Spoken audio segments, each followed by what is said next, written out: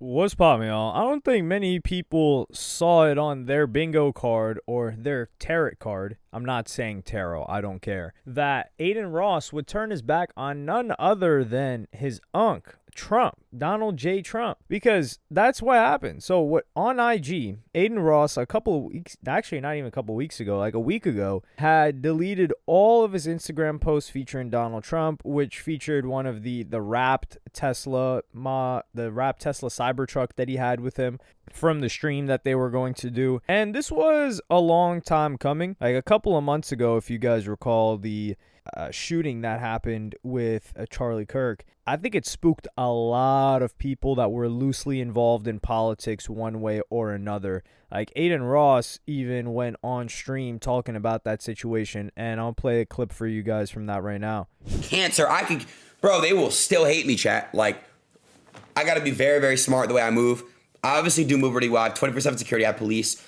But, if I'm going into, I'm not gonna sit here and, I'm not gonna bait these motherfuckers anymore. I don't want smoke. I don't want smoke. Now, when he's talking about baiting, I think this all started when Adin Ross was, I don't know if it was on Twitch or if it was on Kick the first time, but this was a couple of years ago, maybe 2+ years ago.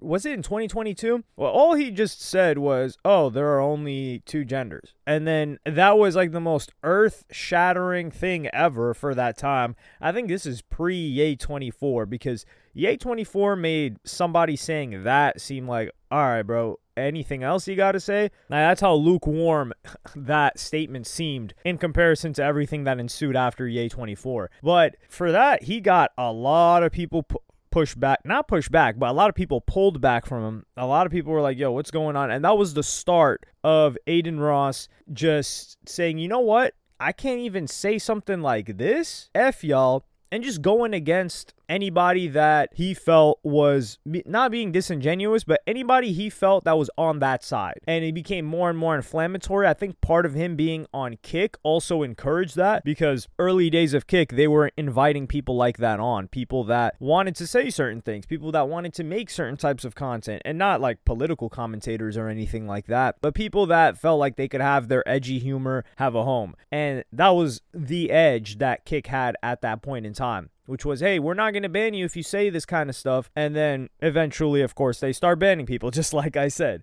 They just needed to get you on the platform first. But with Adin Ross, he would also reveal that he regretted going the political route. So he first just went like the edgy route, which I think is normal because that's who he really is. That's who all of these streamers are behind the scenes. I promise you, right hand to God, except for the ones that are recording the other ones for blackmail later. That's really all there is to it. So they're all like this. You got to think, Adin Ross grew up on 2K, hip hop. This guy was talking crazy. It's to be expected. Probably not even as edgy as kids that grew up on other games. But he started to do this on live stream, and then he started to bring in just controversial figures just cause. Like he brought on Tate a while, and that was a very, very, very entertaining stream. Not even, I wouldn't even call it an era, because there was kind of like this big brother, little brother type of situation where Adin Ross was heavy on the lean, and Tate was trying to get him healthy and get him focused and motivated, and that never ended up happening even 3-4 years later. I do think he's off the lean now, but he revealed just a month ago that he regretted going the political route last year, and I'm going to play you guys that clip right now. I had a call with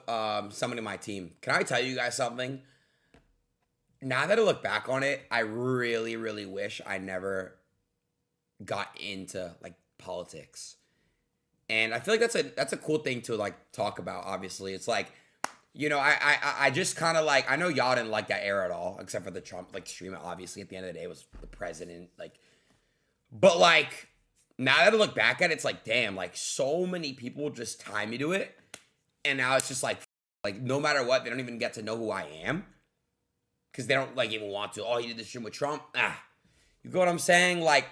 And I really, really understand other people's side. And as I'm getting older, I'm just like seeing like, I just don't think I'll ever care enough again for any other politician ever in the future. Just because it's like, at the end of the day, bro, like, humans. We're all humans, you know. And this is also a problem with being a little bit too charitable, is Adin Ross saying like, yeah, I understand other people's side. Well, that's the problem. They don't understand your side, because in the sentence right before that, he says, oh, well, he streamed with this person, so I'm going to completely write him off and throw all of these labels on him. Yet you are saying, oh, I understand why they think that way. No, they're never going to understand why you think that way. That doesn't mean that Adin Ross shouldn't fall back from politics, because that's not where he has to gain. Like, he has a lot more to gain from just being funny guy, doing his content, putting people on, facilitating certain streams. Like, yeah, I call Adin the facilitator. Facilitating certain streams and environments of content for people to enjoy. And I think now that he's unbanned on Twitch as well, he wanted to focus on taking a new leaf. And it's almost like he fell into politics by accident. Now, there are a lot of people that switched up on the political situation with Trump, like Theo Vaughn, for instance. And this is why I don't believe it's why people didn't collab with him. Like a Theo Vaughn, I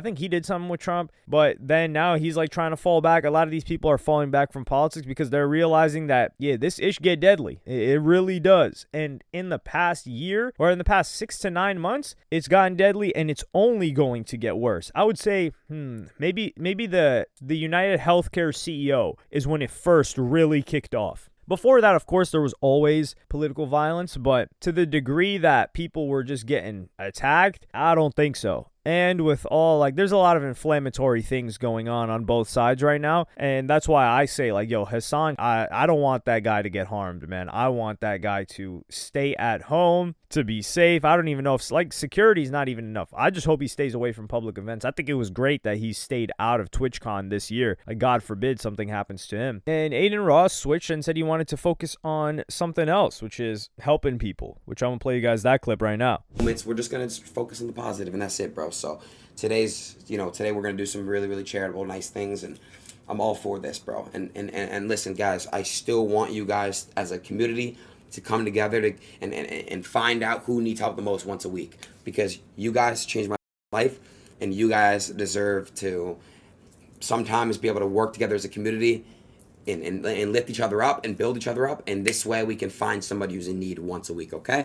Guys, to me, I'm very grateful for my lifestyle, and I retired my parents, and I told you guys I kind of like already have everything I need. I have my dream home, I have everything I've ever wanted, and you guys did that for me. So I want you guys to now come together as a community, and I want everyone to come in as one, and I want to bless the out of all you guys once a week. Now, when he talks about, like, donating a certain amount to help his viewers weekly, does Adin Ross even stream weekly? Like, he's not the most disciplined guy. I don't think Adin Ross has been disciplined since he blew up. So what, 4 years now? At least 4 years since Adin Ross has been disciplined. He's just been on and off, going through a cycle of like, oh yeah, I'm a stream, I'm gonna be consistent. Oh man, I can't do that. Sorry guys, I disappointed you. Oh, now we're gonna start it back. Oh, now we're gonna run it back. And yeah, cycle that again and again and again and again. But like I said, I think he fell into the politics route by accident from, like, first off, he starts just doing the edgy stuff, really, if you just call it common sense stuff. But he knows it's going to be inflammatory. So he says it, and then he keeps doubling down, and then eventually he gets introduced to Dana White and the UFC, and I think that's where it cracks open, because the UFC has, I don't know if it was intentional. Of course, like, Dana White, he messes with Trump heavy, and that's his man's, but in the past 6 years or so,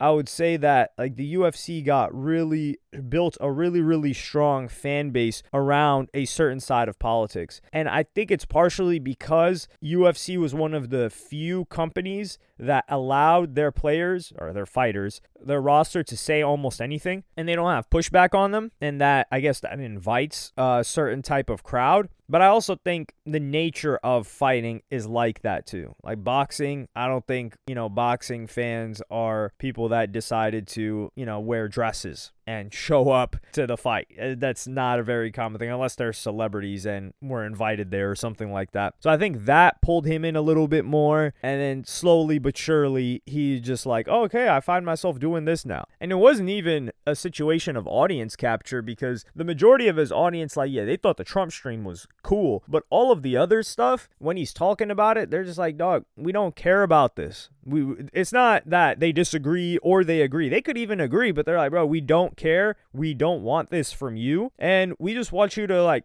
create and make what we liked you for in the first place. And hopefully he's able to, I think he'll be able to clean it up, wash it up. I think the situation with Tav and also that happened with the Chicken Big Mac and Kai Cenat also really frustrated him and rubbed Adin the wrong way. So he wants to distance himself from all of that. I don't think Adin is too concerned with safety because he's got his own compound. He doesn't really leave his compound unless he's going to a specific event, and he's never the main highlight of the event. Like, yeah, he's one of the celebrity guests other than his own brand risk, but he controls who gets in and out of there, and it's an indoor venue. So I don't really think he's too fearful, but I just think he realizes there is no positive gain for him to be involved in this whatsoever. And I'm glad he came to that realization. But let me know what y'all think about this in the comments. Like, subscribe, and hit the notification bell if you enjoyed. And I'm going to see you on the next one.